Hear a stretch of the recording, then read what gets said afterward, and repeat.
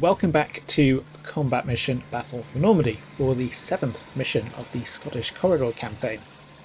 2nd Argyle and Sutherland Highlanders are across the Odon.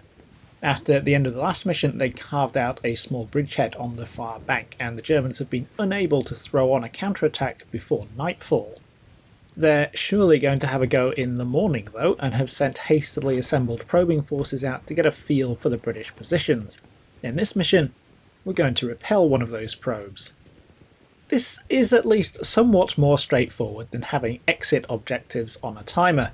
There are 250 victory points on the table for destroying the enemy, and another 100 for occupying objective Sonnet, which is pretty much the leading edge of our position here. There's also the usual 100 for keeping friendly casualties below 20%, but this isn't noted in the briefing. Sounds simple enough, but simple does not necessarily mean easy.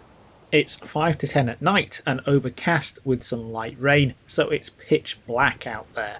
And we're still with C Company from the last mission.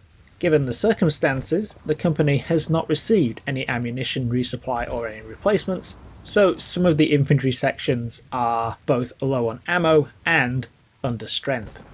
13 Platoon is starting off forward on Objective Sonnet, which is not great because it's the weakest platoon.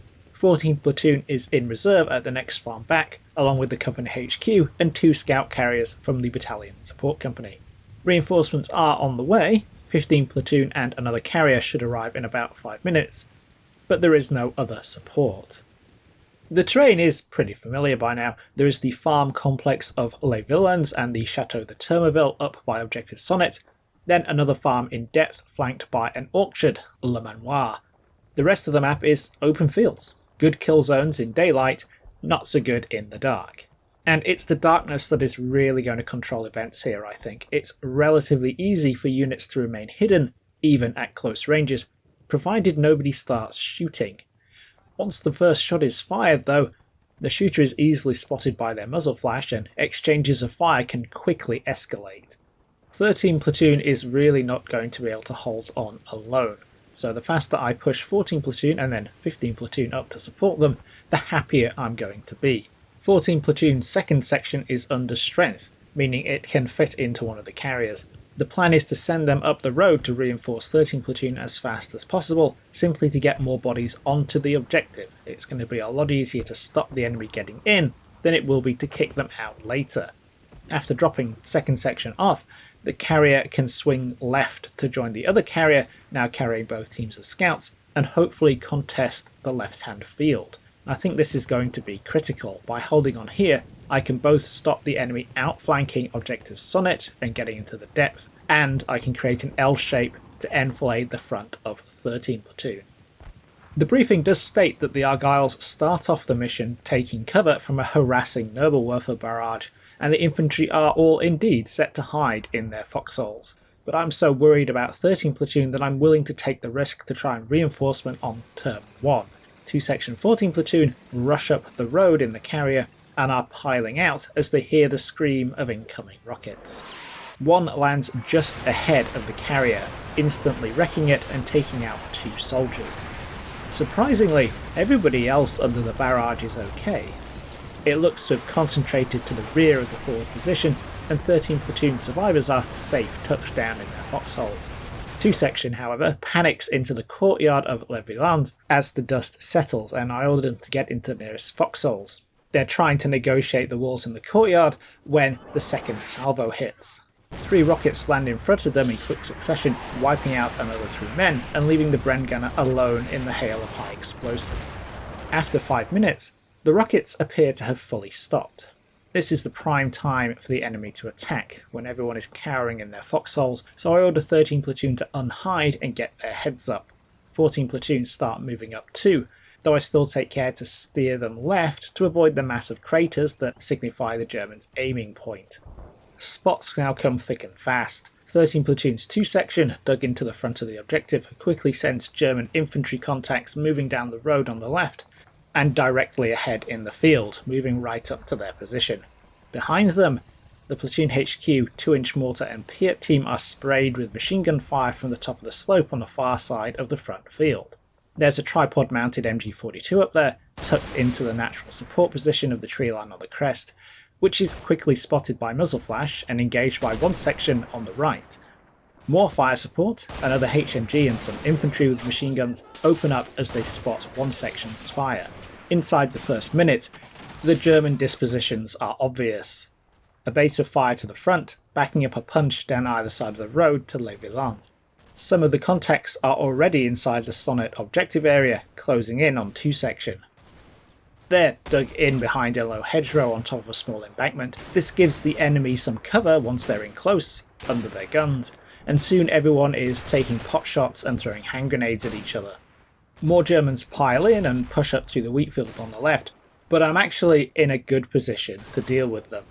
The remaining scout carrier out on the flank is able to cover the front of Sonnet, and the soldier on the Bren is busy trying to expend all of his ammunition. It's hard to tell if he's hitting anything, but any of the Germans making it to the embankment seem to be keeping their heads down. 14 Platoon is coming up behind the objective, peeling a depleted section off to the left to help develop the L shape, and 15 Platoon has turned up with the other carrier. Soon the Germans trying to move in are having a hard time, swept by enfilading Bren gun fire, being showered with grenades and 2-inch mortar bombs, and finding their fire support in the rear ineffective due to the dark. They struggle to achieve anything. They have brought an armoured car with them, a 223 armed with an MG34, but I'm able to bring a Piat team up with the reinforcing carrier and, amazingly, take it out on the second try. This isn't to say that I'm getting away without any casualties. In close proximity to the enemy, it's inevitable that 13 Platoon's 2 section is steadily attrited, but the Germans are in no position to compromise the objective. It already feels like they're wavering. The darkness makes it hard to see the full picture, but some of them have certainly fallen back from the embankment and disappeared into the field. They make one final push, breaching into the forward field to fall on 2 sections left flank. Stacked up in depth on the hedgerow behind 13 Platoon though, 3 section 14 Platoon is waiting for them and guns them down before they can achieve anything. Things are messier on the left, with German and British units intermixing in the dark and the wheat, but the Highlanders hold their ground and the enemy breaks. It's basically all over after 22 minutes. With no fire coming in and no contact markers in the objective area, I send a section through to carefully comb the front embankment. They find plenty of Germans, but they're all casualties. A few survivors who have found cover up the field in some craters take potshots, only to be polished off by return fire for their trouble. The HMGs at the back are still active, putting out speculative bursts, but the threat is clearly gone. I could head up the hill and try to mop them up, but as far as I'm concerned that will undoubtedly involve more losses, and I've already achieved my objectives. Hitting ceasefire with 8 minutes to go confirms this. It's a major victory for the Brits, which is a pleasant change of pace. Objective Sonnet remains secure, and I've only sustained 11 dead and 6 wounded, plus 1 carrier destroyed right at the start, keeping me well under the 20% casualty threshold. I've scored 141 out of 250 points for destroying the enemy. There are 23 dead and 17 wounded Germans on the field, almost all of them inside the kill zone of that L-shaped defence of the embankment. They've also lost the 223 armoured car, and although they have 46 men still kicking, that basically represents the base of fire on the far side of the field. So the German probe has been pretty comprehensively denied, and at small cost to boot. The darkness may have been the deciding factor. Without effective supporting fire to suppress my troops and prevent me from freely manoeuvring, the Germans were at a severe disadvantage here. Overnight, 2nd Argyle and Sutherland Highlanders are going to receive some much needed resupply of both men and ammunition before moving out to expand the bridgehead in the morning. Hope you all enjoyed this one, a nice straightforward defence for a change, and I'll catch you in the next video.